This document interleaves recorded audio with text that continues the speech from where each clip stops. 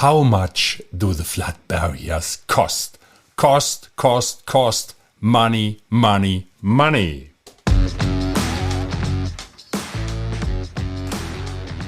Flood Protection Secrets, the podcast to the protection against heavy rain and flooding by Dr. Flood, Andreas Klippe. So the big challenge is, how can house owners like you and me get a flood-free home? How can business managers like you and me get a flood-free company? And how can public servants provide flood-free critical infrastructure and livable cities?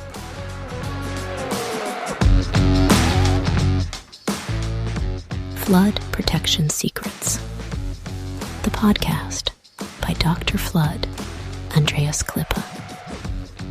This podcast is for foresighted and proactive people who do not want to shovel the muddy water out of their room while standing in the midst of the disaster.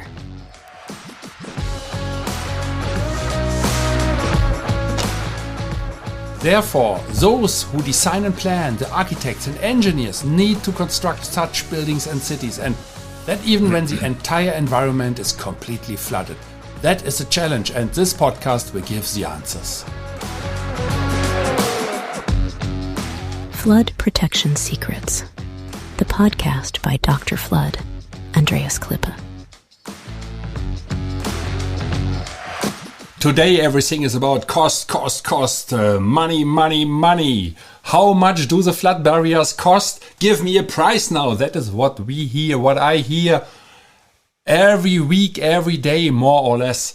And money is directing our life. And the first thing I want to know is, as a building owner, is how much my investment will be when it comes to construction. Of course, that is a very serious question. I fully understand it. However, it is so difficult to answer to it. And today I want to explain a little bit how to get the information you are seeking for. How much, expensive or cheap?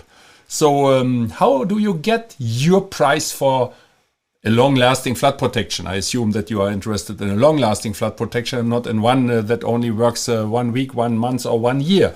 So I always say, with a good maintenance, our flood barrier solutions are good for 100 years, that your great-grandchildren still will honor you for the wise decision you might have taken today, or you are going to take today, and to decide for a flood protection. I want to know it now, the price. Wasn't there a song of Queen similar to that? I want it now. So I want it now. I want to know it now, my price. However, just imagine, as a building owner, it doesn't play a role whether you constructed already a building or not, but as a building owner, what comes first when you construct your house? Do you start with a roof? Or do you start with a kitchen? That means you purchase your kitchen first before you even started to construct your building. How about the sofa? Or do you already purchase a refrigerator? Imagine that you purchase a refrigerator, the sofa, the kitchen, the roof, the clothes, perhaps all the toys for the kids that might be born in 1 year or 9 months. No? And you put everything on your land that you have purchased, on your lot. And now all the things are laying around there. Is that what you will do?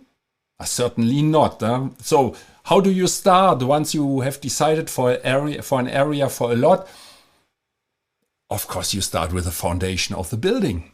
And always comes first. It doesn't play any role whether there's a basement or not. Also, the basement has a foundation. So the foundation first, then comes the walls, then comes the first floor, then comes the ceiling, then comes the second floor, then comes another floor perhaps. But at the end of the day, you put a roof on everything. And then you will insert the water pipes, electricity, and finally doors, windows, and then perhaps aircon, a heating system. So then things are improving. You improve the walls and so on and so forth. So what is the difference? And that sounds logical, right? For all of us, it's absolutely logical. But what is the difference between the construction of a house and the construction of a flood protection system? That's what I'm going to tell you right now. So when it comes to a flood protection system, there is one very important step, and that is a preparation part. The preparation of your flood protection system project, the same preparation you did for your house, for the construction of a house. It's the same thing. One day you sit together with your partner and you decide what kind of house you want to have. You decide about how many floors, how many square meters, how big the entrance door is, and all these kind of things. And you think about the connection to the public sewer, as long as there is a public sewer. So, and in our case, for the flood protection system, and you might consult perhaps an architect who might help you, or a civil engineer, but the architect is a better choice at this moment, and he can answer to some questions. But he can definitely not tell you at this moment how much is your house. Yeah? So because he doesn't know which are your needs and what are you dreaming about. So in our case, the preparation for a flood protection project, it starts with an engineering assessment. That can be smaller or huger. It depends on what you have. But the normal thing is you start with an assessment first. And very often when people ask me, how much is a flood protection system? I have a house and I have a garage, and how much? Then, of course, I have to investigate first. I have to check out how many doors you have. The first thing is, how high do you want to be protected? Did it happen already? What is your concern about the future? Is there any construction ongoing around in the neighborhood that might influence the situation of a water flow? So an engineering assessment gives you an overview about the possible technical solutions. Normally, what I always suggest is to come up with 3 proposals. Sometimes it's not possible because sometimes only one is a solution, and then of course it's restricted to one solution. But let's say maximum 3 possible solutions, and that gives an overview about the estimated hardware costs for these technical solutions, so for the barriers, but also for the civil works. And these civil works, most of the time, is what the people forget. That has an influence on the schedule, and it has an influence on the timeline, and it has an influence on the cost.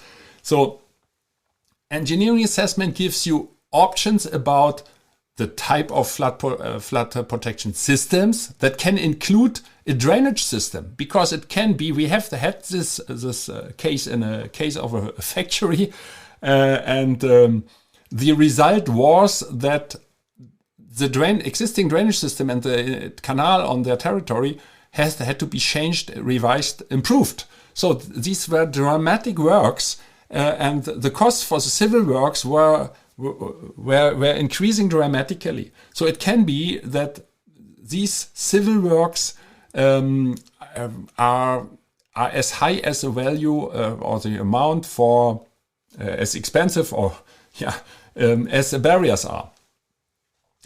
So engineering assessment, and that gives you normally 3 options. So that means including the barriers and all kind of accessories what you need. Perhaps the result is also improve your front door, improve your wall, improve your garage entrance, because the asphalt is broken already, and the concrete has cracks and so on.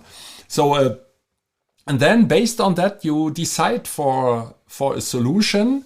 And amongst these different proposals, it can be that, for instance, we propose simple demountable flood barriers, and also, let me say, a lift-hinged floodgate. Okay, so now you have to decide: do you prepare a flood gate, or demountable flood barriers? This decision must be taken already, because it has a dramatic impact on the civil works, and on the price. So what you will get in this engineering assessment, you will get budget prices. So you get prices, estimated prices for these things. But that is a rough figure that gives you an idea. That is like for a house. Is this house a value?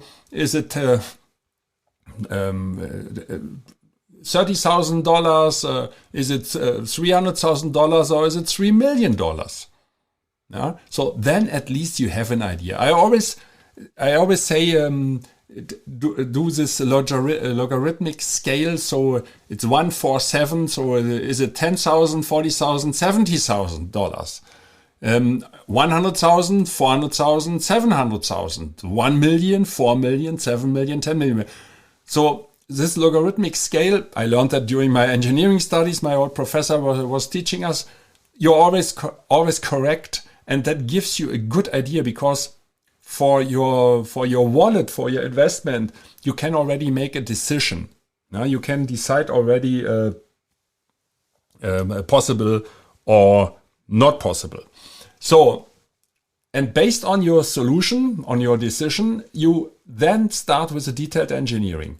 Now, that sounds very complicated now, and a private homeowner might say, "Oh, what is Andreas Klippe talking about? I only want to protect my garage, and then I should make an engineering assessment and a detailed engineering. My goodness, I only want some barriers." Yes, correct. In most of the cases, this assessment can be simplified in a way, but I'm talking about huge building. I talk about a house. What does it mean, complicated house? A building where nobody has ever done anything, and it can be that we are asked to protect the main entrance, and the owners forget to tell me that there is a terrace door, a side entrance, things like that. So this detailed engineering will be based on the decision for your solution, and then you will get exactly and very accurate the length of an additional drainage pipe, the civil works, and also the dimensions for a foundation. Wikipedia tells about the detailed engineering, and I read that here from the English Wikipedia. Detailed engineering are studies which creates a full definition of every aspect of a project development. It includes all the studies to be performed before project construction starts. And only now, you as a private homeowner or you as a purchasing director in a company can take a decision about the necessary budget. Everything before is unserious, because nobody really knows it. And I have seen customers who have changed their mind during the last meetings, and then suddenly the prices went up, and the solution or another scenario was that suddenly it was revealed that the building structure was not good enough, and they had some additional civil works to be taken and to be executed, and suddenly prices went up again.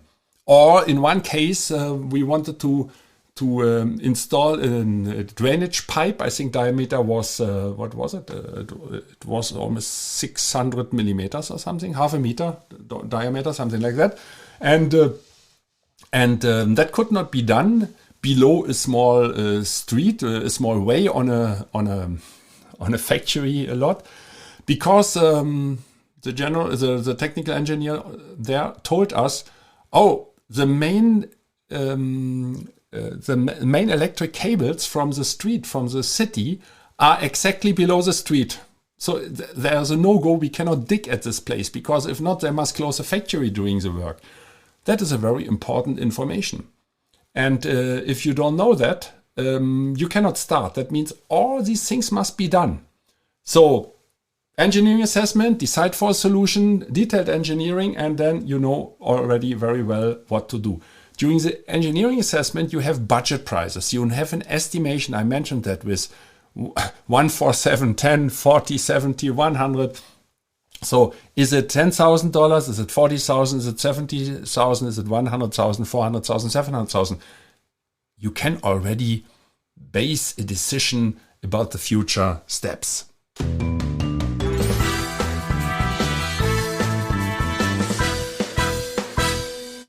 Yeah, now comes the execution of the construction, and I only make it very roughly, so because we will talk about that in another episode of this podcast, Flood Protection Secrets. These are the steps of project preparation meeting, a technical inspection, a preliminary structural audit, the installation itself, the handover, the training, and an annual maintenance. Of course, that comes later. So all these things are connected to the execution of the construction. And yeah, what is more important is, of course, this price estimation, because the topic of this episode was and still is, how much do the flood barriers cost? Give me a price now. Money, money, money. That is how I started. And I also explained that you can get a budget price first, but please ask for everything. People always forget that. They only focus on the barriers. That alone doesn't tell you anything. If I tell you the price for barriers is $40,000 and you say, oh, that's good, I have exactly $42,000. You cannot do it, because it can be that the installation price is also $40,000, or it is $10,000, or it is $5,000, or it is $15,000. Then suddenly you run out of budget. And you have to think about that. Very often people forget the storage. They forget the operation of barriers. Operation means you cannot install, you mount the flood barriers in a hotel, for instance, with 67 entrances. If you only have a limited manpower available in the middle of the night, for instance, how long will it take to install barriers at 67 entrances manually? So you need a good workforce, and it must be planned and organized. So all these things play a role, and perhaps it is a better decision to choose some flood doors, flood gates, or some automatic systems to reduce the manpower. And all these things play a role for your budget. And the purchasing person who wants to purchase does not know about all these things. That means they are definitely wrong. And at the end, every supplier will fail because the customer runs out of budget, because the budget was wrong from the very beginning. So my recommendation definitely is get a budget price, include everything. Everything means all civil works or secondary costs, not only focus on the barriers. And then second, spend money for the preliminary services as an assessment and the detailed engineering. Example, you also spend money for your architect for your house. No architect will give you a design for a house for free. I mean, and if ever you have a design, you still don't know the costs. And the architect will not give you all the details, because he said, oh, I'm not paid for that, I don't give the details, and he is perhaps taking something out of the shelf, but that is not individually designed for you. That has no value. So spend money for preliminary services, because you will save this money later on, and then choose wisely depending on your possible losses, because that is the main the driving force, isn't it, for you, that you want to protect your family, your employees, your citizens, and depending who you are, a private homeowner, a business manager, or public servant. So you want to protect the lives, yes, and I include the animals as well. But you also want to protect the possible losses on inventory. So just look around what the value is, and that is what you might lose. And you do not only use it once in a lifetime. Most probably it will happen more often due to the impact of climate change. So, small summary: the technical solution follows technical rules for construction, and the price can only be known after having decided for a technical solution. So ask for a budget price of the overall project, and that includes an investment in an engineering service like engineering assessment. And then you know very well where you are. Remember the rule of thumb. When the supplier is telling you the estimated costs are 10,000 or 40,000, 70,000, then always ask, are the civil works included? Of course, a good supplier will always ask, I cannot tell you about the civil works because I don't know what's going on your site, but I can tell you normally our civil works are this and that. Okay, but what you still don't know is, are there any obstacles? Are there any challenges on your site? And that will double, triple the costs for the civil works quite often if the supplier is just continuing. You must sign a contract that you shoulder all the risks by yourself, and then you will be charged for the extra costs and for all the delays. And the worst is that you are not protected. And the worst of the worst is the worst of the worst is that the selected flood protection solution is perhaps not cannot be installed as predicted, and then you have to start again. You lose all your money. So better do it step by step. Think about the construction of your house. Don't put all the elements for your house on the grassland and then decide what you do first. Start with a foundation. For flood protection, it means start with an engineering assessment.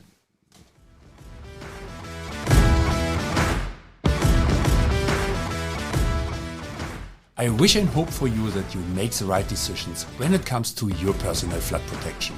And if you enjoyed this episode, please subscribe to this podcast channel if you haven't already.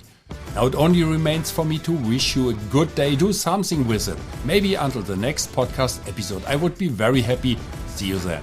As always, stay safe and flood free. Your Andreas Klippe and the whole Flood Experts team.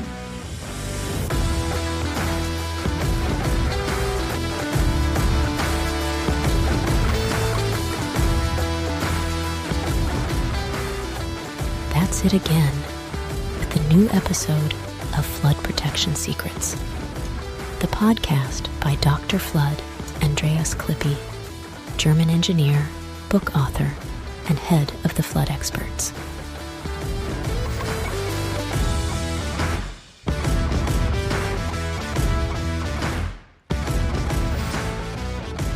What can Dr. Flood Andreas Klippe protect for you?